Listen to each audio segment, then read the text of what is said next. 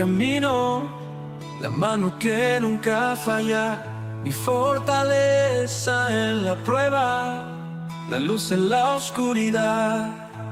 Dios.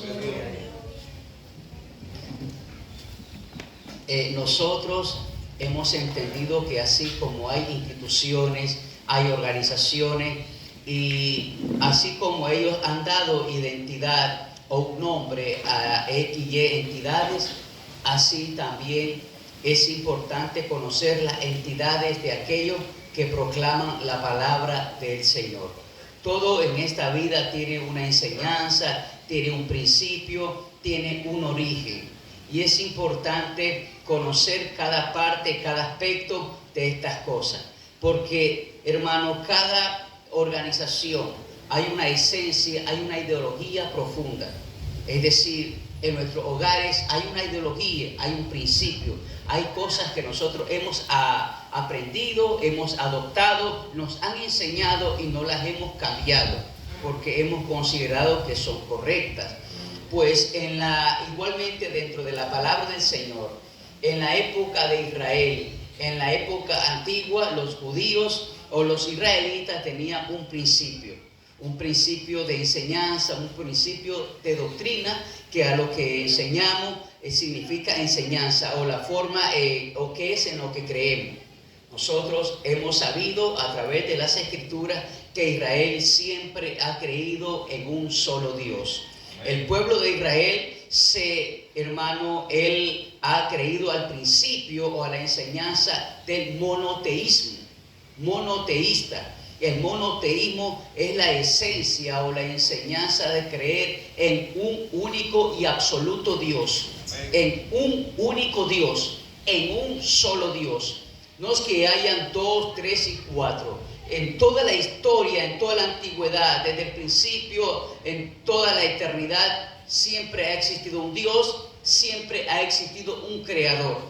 Se nos han enseñado que, gloria a Dios, existen 2 dioses, 3 dioses, que existen la Trinidad, la dualidad.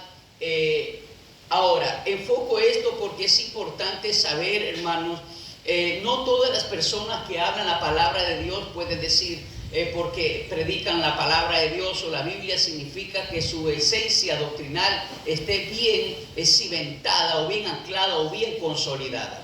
Usted va a conocer a cualquier israelita o hebreo y él no va a cambiar su ideología. No, Dios es uno. Amén. Dios es uno. Deuteronomio 6:4 dice: oye Israel, el Señor nuestro Dios, el Señor uno es. Entonces, si monoteísta significa creer en un único Dios, amén, entonces dualista es aquel que cree en 2 dioses, en 3 divinidades, en 2 divinidades. La Trinidad, la ideología de la Trinidad es todo aquello que creen y tienen una mentalidad de creer en 3 dioses, amén. Idolatría es aquel o alguien que adora a algo que no es Dios. Entonces nosotros nos enfocamos en creer en el monoteísmo, en la doctrina o en la enseñanza de creer en un único Dios verdadero. Ahora, ¿qué pasa? La Biblia nos ha hablado desde el principio acerca de los profetas y los apóstoles. Recuerden, en la época antigua existían los reyes, existían los sacerdotes, existían los profetas. Y toda la Biblia, desde Génesis hasta Apocalipsis, está desarrollada, aplicada, entendida, escrita por los profetas, reyes y sacerdotes. Ahora, en el Nuevo Testamento está definida por los apóstoles de nuestro Señor Jesús. El Señor Jesús escogió a 12 hombres, los seleccionó para llevar a cabo una misión.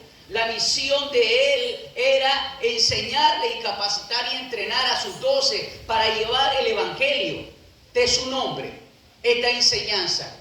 Ahora, ¿qué pasa, hermano? No existen mayores testigos o testigos similares acerca del llamado de Jesucristo por los apóstoles. La iglesia primitiva, se le llama iglesia primitiva a la primera iglesia que escucharon y recibieron la enseñanza por el evangelio de Jesucristo. La iglesia primitiva se le llama a la vida de los primeros creyentes. La vida de los primeros creyentes se inició después de la resurrección, en el día de Pentecostés. Ahí se inició la predicación, ahí se inició el origen del derramamiento del Espíritu Santo. Ahora, originada ¿por quiénes? Por los apóstoles, porque Jesucristo ya había sido crucificado, Jesucristo ya había sido sepultado, ya había resucitado. Amén. Ahora, ¿qué pasa en el aposento alto? En el aposento alto, por primera vez, amén, se derrama el poder del Espíritu Santo. Y como señal y evidencia, la gente comienza a hablar en lenguas. En la época antigua, solamente los profetas, reyes y sacerdotes tenían el privilegio de ser llenos o de recibir el Espíritu Santo. Nadie más tenía el privilegio. Solo los reyes, sacerdotes y los profetas. Nadie más. Ahora, la Biblia dice, en los postreros días, dice Dios, derramaré de mi espíritu sobre toda carne. Esta promesa fue dada a los apóstoles y los apóstoles ratificaron esta palabra. Joel 2:28 dice el apóstol Pedro, dice Dios, en los postreros días derramaré de mi espíritu sobre toda carne. Vuestros hijos, vuestros ancianos soñarán sueños, tendrán visiones. Y dice que el Espíritu Santo se derramaría también sobre los esclavos, sobre los siervos. ¿Por qué? Porque el Espíritu Santo solamente era dado para tres clases importantes: reyes, sacerdotes y profetas. Es decir, ahí no alcanzábamos nosotros. Para poder recibir el Espíritu Santo o tener el Espíritu Santo, teníamos que ser rey, teníamos que ser sacerdote o profeta. De ahí nadie más. Porque al recibir el Espíritu Santo, entonces era una aprobación y un poder y una señal de que Dios estaba escogiendo a esa persona, de que Dios estaba con esa persona y que la gente tenía que seguir el liderazgo de esa persona porque estaba investido bajo el poder de Dios. Sansón tenía el poder del Espíritu de Dios. Sansón lo tenía. El rey David tenía el poder del Espíritu de Dios. Cuando Samuel lo ungió, y dice que el Espíritu de Dios vino sobre David. La Biblia dice que cuando Saúl también fue escogido rey, él recibió el Espíritu de Dios, aún incluso que cuando él se aparte, desobedece a los mandatos del Señor, dice que el Espíritu de Dios se apartó de Saúl. Amén. Y los profetas tenían el Espíritu Santo, los reyes tenían el... Entonces, ¿qué quiero decirle? Ahora, en el día de Pentecostés, en Hechos capítulo 2, el mismo hombre, mire qué importante, el mismo hombre que había negado en un momento a Jesús, que le dijo: Señor, yo voy a estar contigo, Señor, yo no voy a negarte, no voy a traicionarte, moriré contigo en la cruz, yo no lo voy a hacer. Pero nosotros vemos que cuando al Señor lo apresan, el primero que dice: yo no lo conozco, no sé quién es. El gallo cantó y Pedro recordó las palabras dichas por Jesús. El mismo hombre a quien Jesús le dijo: y yo también te digo que tú eres Pedro, y sobre esta roca edificaré mi iglesia. Ahora, yo voy a darte la llave. Jesús le dice a Pedro: yo voy a darte la llave del reino de los cielos. Yo voy a darte la llave del reino de los cielos. Se lo da a Pedro, porque en ese entonces digo, Pedro significa pequeño fragmento o roca sólida, y Simón significa caña débil. En ese momento Pedro, el apóstol, no estaba lleno del Espíritu de Dios. Estaba en una reacción humana. El Espíritu de Dios venía después de la resurrección o después de la crucifixión de Jesucristo. Ahora, ¿qué quiero enfocar en esta mañana? Quiero enfocar en la esencia de la doctrina de la iglesia primitiva. La esencia. La esencia. ¿En qué creían los apóstoles? ¿Qué predicaban los apóstoles? ¿Cuál era el aspecto doctrinal de esta iglesia? Recuerde, no había aspectos organizacionales. No había nombres: yo pertenezco a XY organización, a XY de dominio. No, la esencia de ese momento era la doctrina, la ideología que ellos habían recibido y aprendido de Jesús. El máximo líder de los apóstoles en esa época era Jesucristo. Los testigos legendarios y verdaderos de Él eran los apóstoles. No había nadie más. Desde Mateo hasta Apocalipsis, el que, hermano, describe el Nuevo Testamento son los apóstoles. Son los testigos verdaderos de Jesucristo. Amén. ¿Me están comprendiendo? Ahora, una enseñanza diferente a la que ellos enseñaron es una blasfemia. Una enseñanza enseñada diferente a como lo hicieron los apóstoles es una apostasía. Es pecado, es error. Amén. Entonces, ¿qué tiene que hacer la iglesia? Saber identificar, amén, los principios de ideología en la cual creen estas organizaciones. No buscamos nombres organizacionales, buscamos la esencia de la predicación de la palabra de Dios. La esencia, hermano, si nosotros nos documentamos con la palabra de Dios, vamos a ser bien guiados con la palabra del Señor. Amén. Voy a leer algunos aspectos importantes. Algunos aspectos importantes en cuanto a nosotros, porque es importante poder tener ese conocimiento de la palabra de Dios, no lo que diga el pastor. Por eso para nosotros es importante decirle: Señor, lléname de tu espíritu, dame sabiduría. Señor, porque yo me convertí al evangelio, porque estoy asistiendo a la iglesia, ¿en qué creo? ¿En quién creo?